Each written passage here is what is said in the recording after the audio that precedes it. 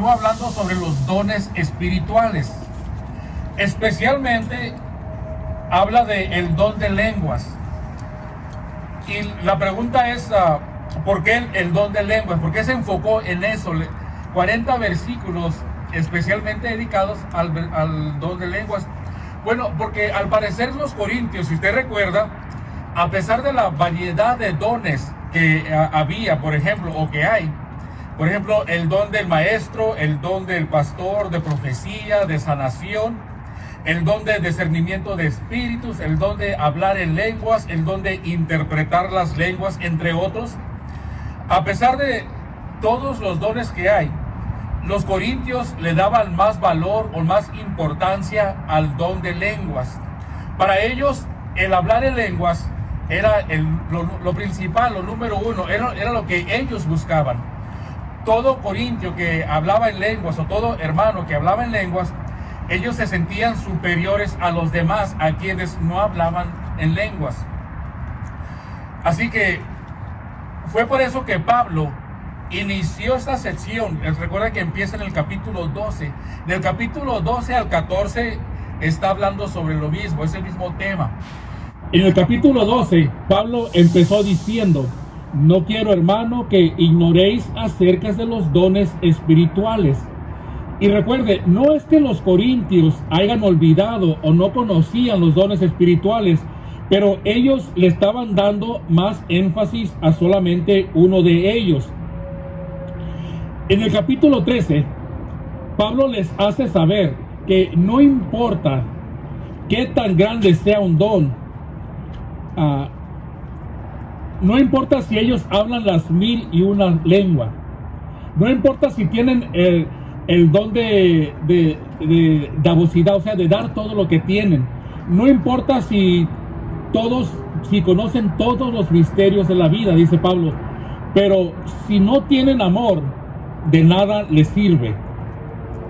Así que si van a tener algo, dice Pablo, procuren tener el amor, un fruto del Espíritu, ya que la gente reconocerá o los reconocerá a ustedes como hijos de Dios, no por los dones del Espíritu, sino demostrando el fruto del Espíritu, que por cierto están en Gálatas. ¿Y cuáles son ellos? Bueno, amor, gozo, paz, paciencia, benignidad, fe, mansedumbre, bondad, entre otros. Así que dice Pablo, los cristianos los reconocemos o nos damos a conocer por el fruto, demostrando los frutos que hemos recibido de parte o que tenemos de parte del Señor.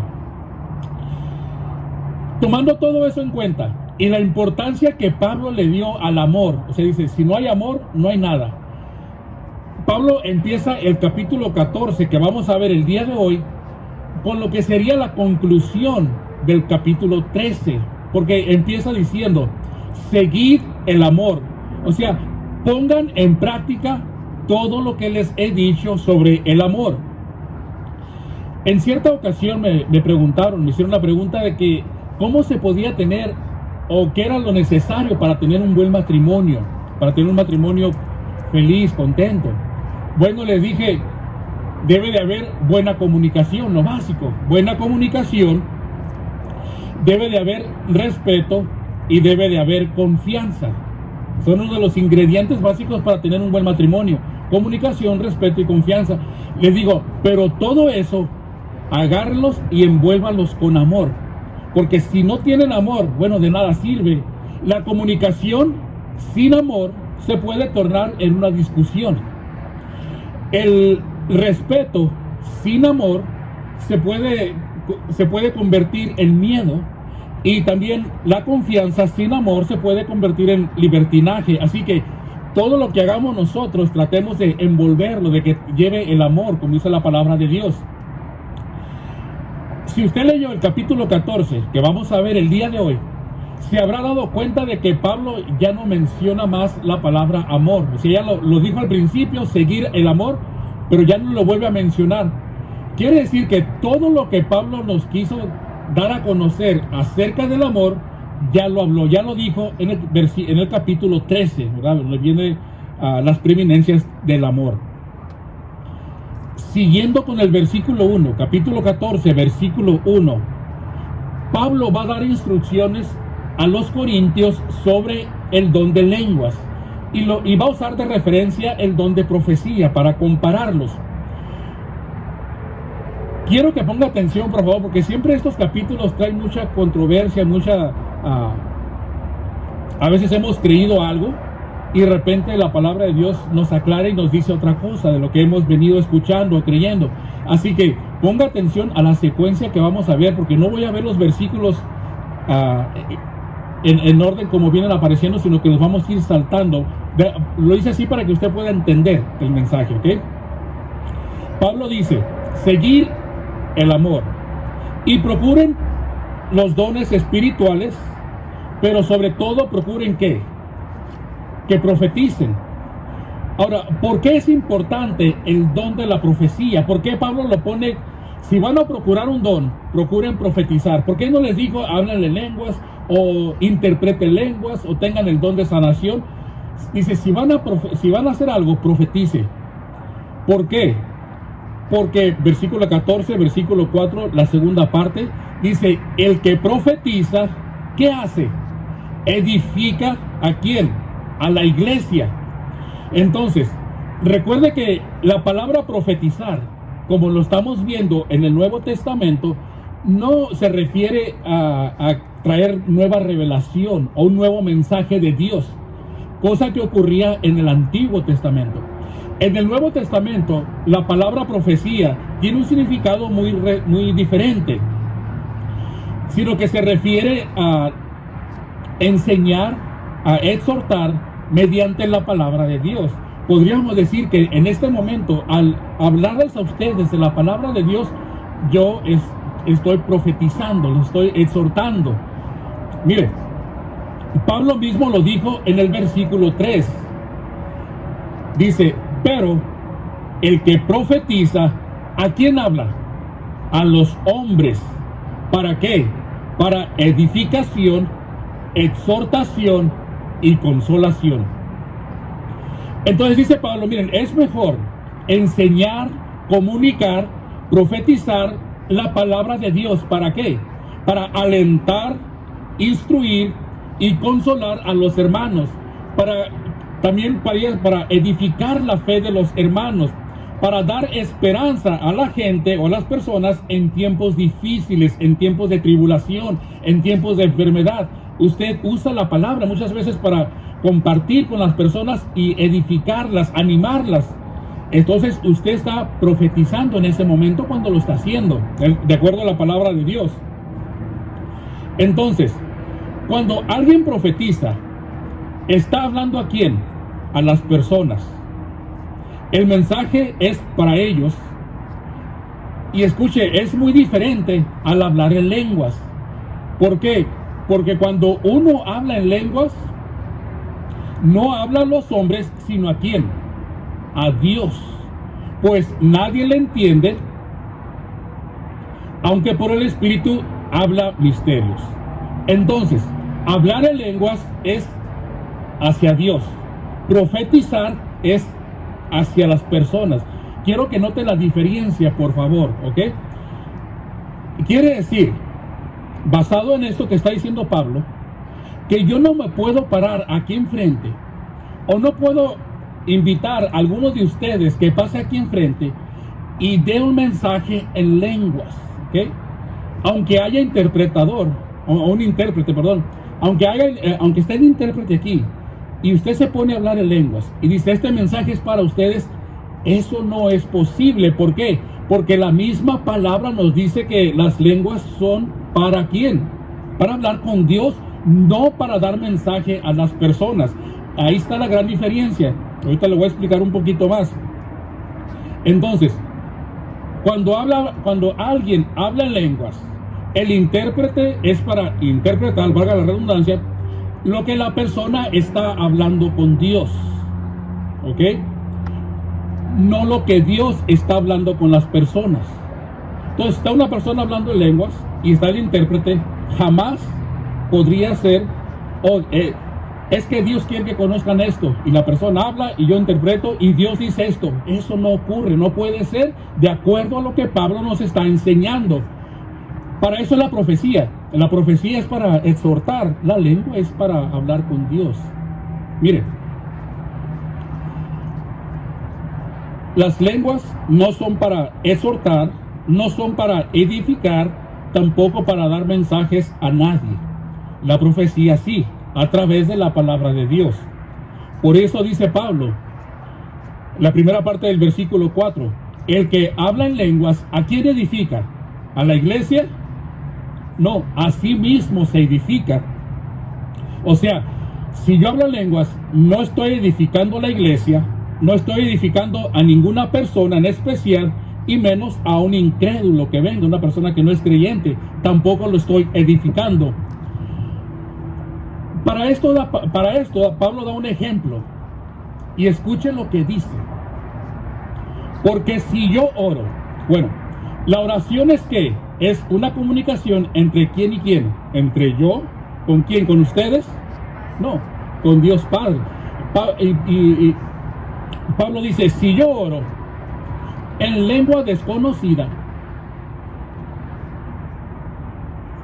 mi espíritu ora, pero mi entendimiento queda sin ¿qué? Sin fruto. Escuchen lo que le voy a decir. Mientras preparaba el mensaje, estuve viendo otras predicaciones sobre este capítulo, el capítulo 14. Me encontré un pastor que estaba enseñando y él dice a la congregación que si usted quiere que Dios lo escuche, que si usted quiere que Dios, dice, si usted quiere que sus oraciones sean respondidas, que usted debe de orar en lenguas. Y yo me quedé, pero ¿cómo puede ser posible eso? Porque yo jamás he orado en lenguas.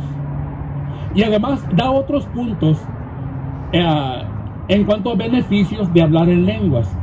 Y quiero que entienda que está usando exactamente el capítulo 14 de 1 Corintios. El capítulo que nos va a hablar el día de hoy es el mismo que usa él. Pero esta persona se enfoca en un versículo en especial, el versículo 39 de 1 Corintios, que dice: no impidas el hablar en lenguas. O sea, con ese versículo, la persona que dice, no impidas hablar en lenguas, con ese versículo saca su doctrina, su enseñanza. Déjenle digo algo, hermano.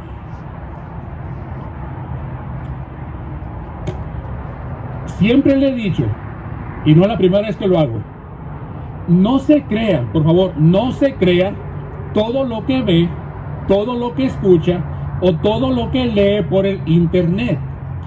Una vez me dijeron que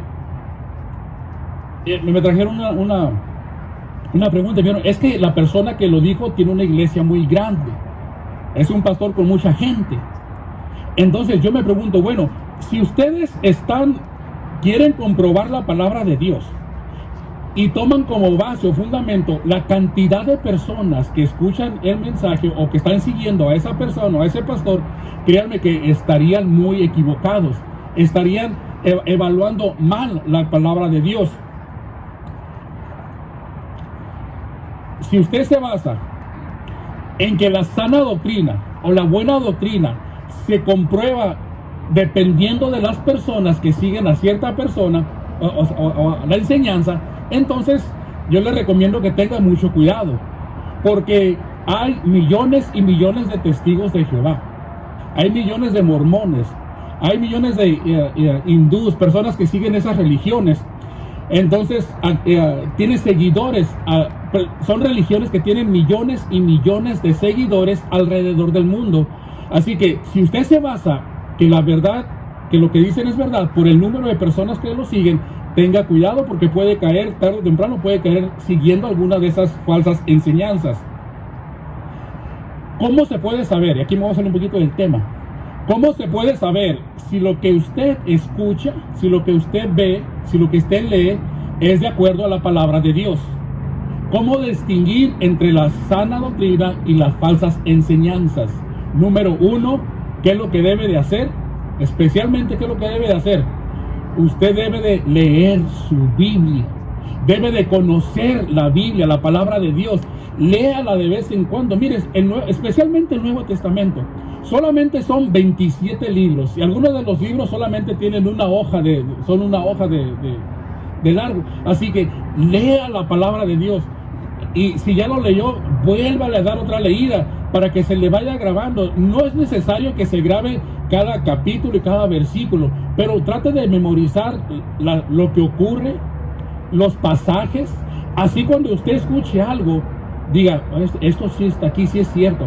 O esto no fue así como están diciendo.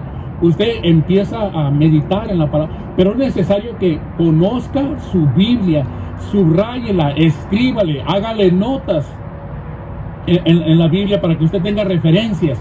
Así que es importante, número uno, ¿cómo reconocer? Debe de leer y conocer su Biblia. Si no la conoce, olvídese, me lo va a traer como viento de aquí para allá. Número dos, la doctrina, la sana doctrina se origina en Dios, en su palabra. La sana doctrina sale de aquí. Las falsas enseñanzas, las falsas doctrinas salen del hombre, de sus propios conocimientos, de sus propios deseos o de sus propios ideales. Así que debemos saber si la doctrina que nos están enseñando es palabra de hombre o es palabra de Dios. Fíjese lo que dice Gálatas 1:11. Mas les hago saber, hermanos, que el evangelio anunciado por mí no es según hombre, pues yo ni lo recibí ni lo aprendí de hombre alguno, sino fue revelación de ¿quién? De Jesucristo. Pablo está diciendo, lo que les estoy enseñando no me lo dijo, no me lo contó fulanito, sutanito, sino es una revelación de Dios directamente, o sea, enseñar directamente de la palabra de Dios. La sana doctrina siempre tiene su autoridad dentro de la Biblia. La falsa doctrina busca autoridad o respaldo fuera de la palabra de Dios. Si lo que le están enseñando a usted no está en la Biblia, una doctrina, no es cierto. Es que es una tradición, bueno, no, pero no está en la Biblia. Es que es un dogma es algo creado por el hombre y lo consideran infalible, una doctrina. No es cierto porque no está en la palabra de Dios. No lo puedo seguir, no lo puedo obedecer. Esa es la diferencia. Y número 3, ya le dije, número 1, lea su Biblia. Número 2, toda sana doctrina viene de la palabra de Dios. Número 3 es toda enseñanza que usted escuche, incluyendo esta que está escuchando el día de hoy. ¿Qué es lo que debe de hacer? Usted toma sus notitas y durante la semana usted puede indagar el pasaje que vimos. Usted ve el capítulo, la enseñanza y los versículos que se usan como apoyo.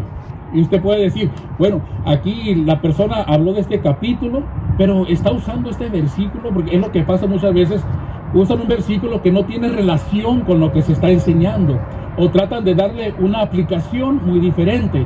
Así que en casita usted puede ver con calma, estudiar los pasajes, los versículos que se están enseñando, y usted puede decir, bueno, esto sí está de acuerdo a la palabra de Dios, hay una relación en todos los versículos, o definitivamente esto está mal. Pero lo debe de hacer, ¿ok? Es lo que hacían los hermanos de Berea. Cuando Pablo les presentaba el mensaje, ellos tomaban sus notas, lo escuchaban con atención, con diligencia, y cuando se iban a su casa, ¿qué hacían?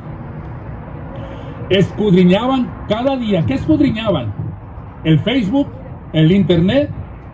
¿El YouTube? No, escudriñaban las escrituras. ¿Para qué? Bueno, para ver si las cosas que Pablo les había dicho eran ciertas. Así que no es una opción que usted tiene, usted lo debe de hacer. Cada enseñanza, escuche donde le escuche, compruébala con la palabra de Dios. ¿Okay? Entonces, necesitamos tener cuidado de las doctrinas que escuchamos por televisión, por internet, por algún libro que nos digan. El autor de Hebreos dijo, capítulo 13, versículo 9, no se dejen llevar de doctrinas diversas y extrañas. Pero si usted no conoce la verdadera enseñanza, lo van a me lo van a hacer bolas con las falsas enseñanzas. Según de Tesalonicenses 2:15, Pablo dice: así que, hermanos, estén firmes y retengan la doctrina que han aprendido, sea por palabra o por nuestra carta. De ahí en fuera, nada es bueno, dice. Así que hay que retener la doctrina que hemos aprendido. ¿Quedó claro más o menos eso? Regresando con 1 Corintios capítulo 14, nos quedamos en... Pablo había dicho: porque si yo oro en lengua desconocida, mi espíritu ora, pero mi entendimiento queda, ¿qué? Sin fruto. Pablo dice: de nada sirve que yo ore o ore en lenguas y ni yo mismo sepa lo que estoy diciendo, que no hay edificación. Por eso Pablo dice: el que habla en lenguas, lengua extraña, pida en oración. ¿Qué es lo que debe de pedir? Interpretarla, poder interpretarla. Entonces, si la persona está hablando en lenguas y ni la misma persona se puede interpretar, y no hay nadie más que interprete lo que la persona está orando porque está comunicando a Dios, ¿qué es lo que pasa con la gente? La gente que lo escucha, ¿qué pasaría? Pues se queda simplemente rascando la cabeza y dice: pues, ¿qué está ocurriendo aquí? ¿Qué está pasando? No entendemos nada.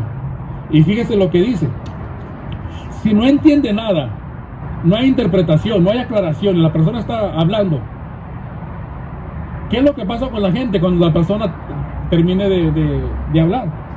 Fíjense, ¿cómo dirán amén? O sea, ¿cómo van a decir ustedes amén a la acción de gracias de la persona que está orando en lenguas?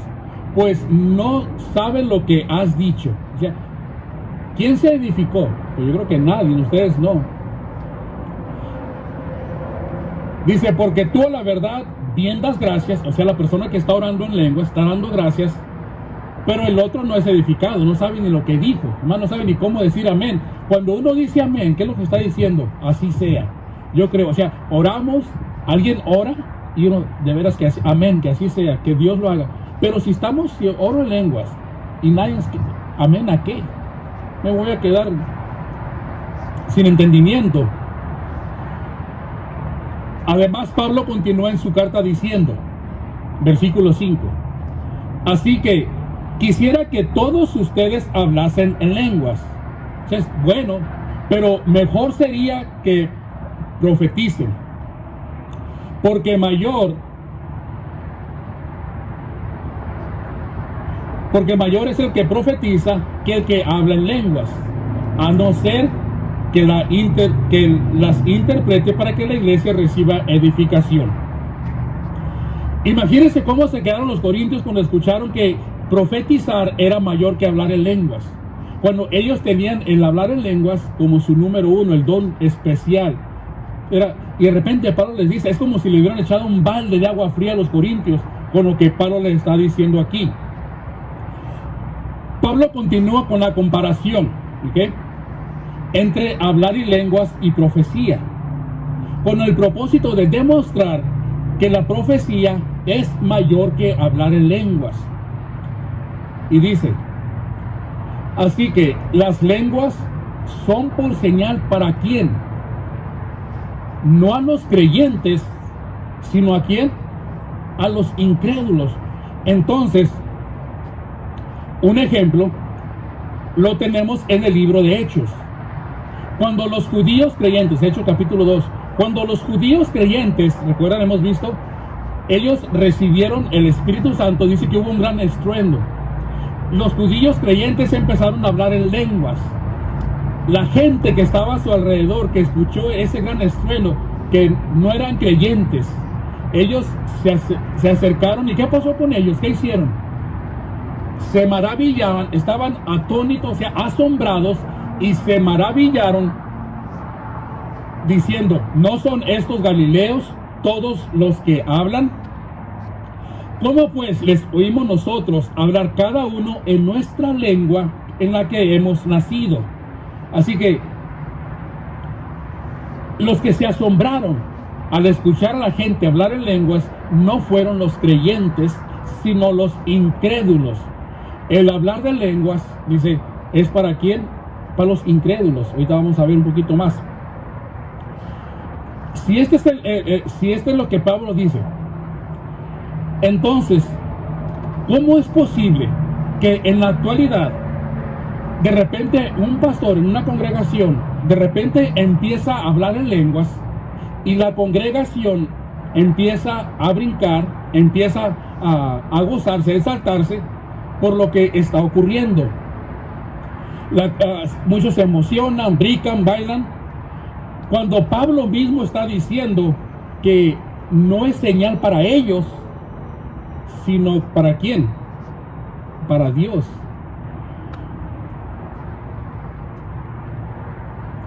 Pablo también dice que el que habla en lenguas no habla al hombre. Entonces, si yo hablo en lenguas, ¿en qué se edificarían ustedes? En nada, dice Pablo. Al menos que haya una interpretación y ustedes conozcan lo que yo estoy orando a Dios. En el versículo 22, Pablo dijo que las lenguas eran señal para los incrédulos. Pero Pablo dice, si van a hablar en lenguas, hay un orden a seguir. Hay ciertas restricciones. ¿Cuáles son? Si pues toda la iglesia se reúne en un solo lugar y todos hablan en lenguas y entran indoctos, o sea, la palabra indocto significa personas ignorantes en la palabra, que no conocen nada, ¿ok?, de la palabra de Dios. O incrédulos, personas incrédulas son las que ya han escuchado, pero no han creído. La diferencia. Dice, ¿no van a decir que están locos? Bueno, lo mismo pasó en Hechos. Algunos de la gente se maravillaban por lo que estaban hablando, pero otros, ¿qué decían? Otros se burlaban y decían, oye, ¿no están estos llenos de mosto? O sea, estos están borrachos, por eso están hablando así. ¿Ve la diferencia? Pablo está explicando. Unos se maravillan, los incrédulos, unos se maravillan y otros se burlan. ¿Cuál era la recomendación que Pablo les dio para hablar en lenguas? Bueno, dice, versículo 27, si habla alguno en lengua extraña, y entiéndase por lengua extraña y un idioma, que es lo que hemos visto anteriormente. Si habla alguno en lengua extraña, sea esto por 2 o a lo más por 3 y por turno, y muy importante que debe haber un intérprete. Si vas a hablar en lenguas, 1 por 1, no brinquen todos de repente, dice, por 1 por 1, pero además debe haber quien interprete lo que la persona está hablando. Muy importante. No se va a interpretar, quiero que recuerde esto, no se va a interpretar un mensaje, porque para eso es la profecía. Entonces, la profecía es para el mensaje, la lengua es para con Dios. Y le digo porque he visto infinidad de videos donde la persona habla lenguas y están interpretando un mensaje a la congregación. O sea, no va de acuerdo a la palabra de Dios. Entonces, debe haber quien aclare lo que se está hablando, para que al final la gente pueda decir que amén, simple y sencillamente como eso. Si no hay intérprete, dice Pablo, calle en la iglesia y hable para sí mismo y para Dios. Si de repente la persona se pone de pie y empieza a hablar en lenguas y toma una pausa y nadie interpreta lo que la persona dijo, dice Pablo, bueno, siéntate y mejor ora a Dios en tu mente, en la lengua que quieras, en el idioma que desees, pero ya no te puedes volver a parar y volver a hablar, porque no hay ningún intérprete, no hay nadie que esté diciendo lo que tú estás hablando. Versículo 2 dice, entonces, las lenguas son señal para los incrédulos. La profecía es señal para quién. La profecía son señales no a los incrédulos, sino a quién, a los creyentes. Entonces quiero que note la diferencia. Así como hay un orden, dice Pablo, para las lenguas, también hay un orden para la profecía. debe de haber orden en todo. ¿Cuál es el orden de la profecía? Dice, pero si todos profetizan y entra alguno, o sea, todos empiezan a hablar de la palabra de Dios, a enseñar, a exhortar. Imagínense que todos estuvieran ustedes exhortando, hablando la palabra de Dios, y viene una persona y entra un incrédulo o indocto. Por todos es convencido, por todos es juzgado. Entonces, al entrar la persona y escuchar el mensaje, unos probablemente estarían hablando del amor de Dios, otros estarían hablando del rapto, otros estarían hablando del juicio. Dice, pero todos, como todos están hablando la palabra de Dios, esta persona dice, bueno, sí, todos me convencen, pero al mismo tiempo todos lo están juzgando, porque realmente estás hablando del pecado, y esa es la persona sentir mal por el pecado en que vive. Entonces dice Pablo, así como en las lenguas hay un orden, también en la profecía. Asimismo, los profetas hablen de 2 o 3 y los demás juzguen, a los demás escuchen.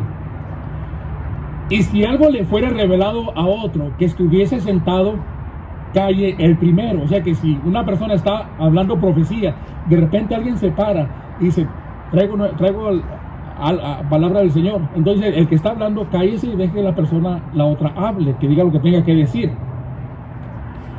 Porque pueden profetizar todos uno por uno, para que todos aprendan y todos sean exhortados. O sea que saquen provecho al escuchar la palabra de Dios. Algo importante, debemos entender que Pablo no está prohibiendo hablar en lenguas, ¿ok? Y al final del tema dice él, pues Dios no es Dios de confusión. Dice, Dios no es Dios de confusión, sino de paz, como en todas las iglesias de los santos. Me faltó el versículo 39, dice, así que hermanos, procurad profetizar y no impidan el hablar en lenguas. O sea que si una persona de repente habla en lenguas, dice, hey, no la vas a sentar, no la vas a impedir, al menos de que no ocurre lo que Pablo está diciendo. No hay intérprete, hágalo por su cuenta, hermanita. Y entendiendo de que el que hable no va a dar un mensaje, ¿ok? Pablo dice, procuren, anhelen, enseñar, hablar, exhortar, animar, confortar y compartir a las personas que la palabra de Dios, que es el llamado que todos hemos recibido, ir y hacer discípulos alrededor del mundo, enseñándoles ¿qué? Enseñándoles lenguas, no, enseñándoles la palabra de Dios, el evangelio de Cristo. Versículo 40 dice, van a hacer eso, pero hágase todo decentemente y en orden. Así que eso es lo que Pablo dice acerca de, yo creo que con esa predicación o con ese mensaje que dio Pablo a los corintios, yo creo que los puso en orden, porque ya no fue necesario cuando escribió la segunda carta volver a tocar el mismo tema. Yo creo que los corintios entendieron cuál era la diferencia entre el hablar o el propósito de las lenguas y el propósito de la profecía, y los requisitos que cada uno tiene, y para quién es la audiencia, el propósito. Así que, bueno, espero que haya usted captado el mensaje. Yo sé que hay muchas teorías, muchas enseñanzas en cuanto a las lenguas, especialmente si estamos hablando de alguna denominación pentecostal, donde es el don que más resalta entre ellos. Pero usted puede decir, bueno, miren hermanos, con amor, enseñarles con amor lo que dice Pablo en 1 Corintios capítulo 14. Así que puede compartir este mensaje con algunas personas, que enseñarlas también es el propósito. Pero hermano, vamos a orar. Padre, te damos gracias de nuevo por tu palabra, por este tiempo. Te pedimos, Señor, de que nosotros podamos siempre compartir y tener entre nosotros la sana doctrina, Señor. No permitir que enseñanzas erróneas, enseñanzas de hombre, vengan, Señor, aquí y se puedan introducir, Señor, puedan invadir nuestra mente y nuestro corazón, y además nuestro comportamiento hacia ti o hacia otros.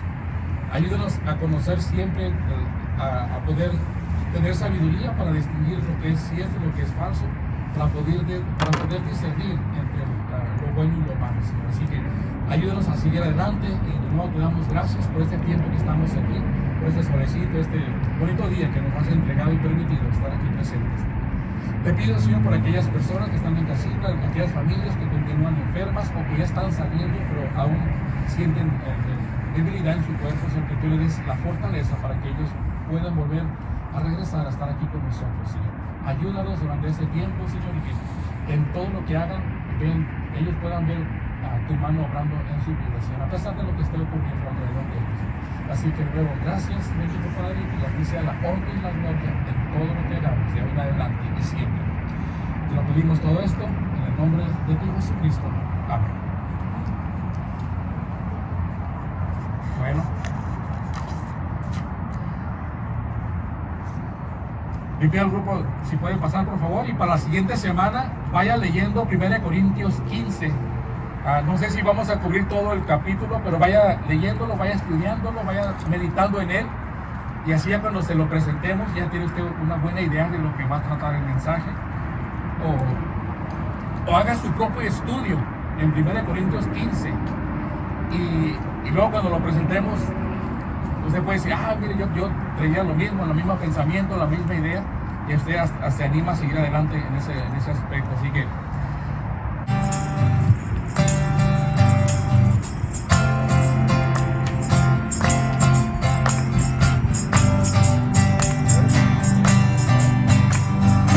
esta luz brillará, crecerá, arderá. Esta luz es poder de Jesús en mi ser. Quemará mi vida como un sacrificio vivo para ti. En un altar me entrego como un holocausto para tu placer. Quemará mi vida como un sacrificio vivo para ti. En un altar me entrego como un holocausto para tu placer. Otra vez. Esta luz brillará, crecerá, arderá. Esta luz es poder de Jesús en mi ser. Quemará mi vida como un sacrificio vivo para ti. En un altar me entrego como un holocausto para tu placer. Quemará mi vida como un sacrificio vivo para ti. En un altar me entrego como un holocausto para tu placer. No se descanse una vez más. Esta luz brillará, crecerá, arderá. Esta luz es poder de Jesús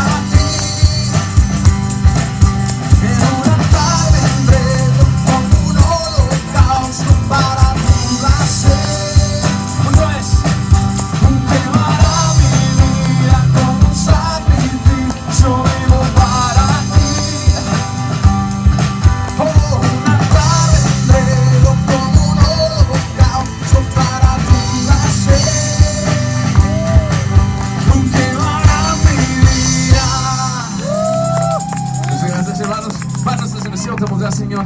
Te agradecemos a ti, Señor, por darnos aquí, darnos la voz, darnos instrumentos, darnos nuestros hermanos y cantar juntos, Señor. Te pido, Señor, tú nos llevas a casa con bien, que nos sea sano esta semana, Señor, para que podamos regresar el próximo domingo a venir a alabarte y adorarte, Señor. Y que, como el pastor dijo, que tú pongas su mano a todos nuestros hermanos que están enfermos, Señor, con el virus o por otra cosa, Señor, que tú pongas tu mano sanando ahí, Señor. Te pido todo eso, que nos lleves a casa con bien. Amén. Estamos despedidos, hermanos. Muchas gracias.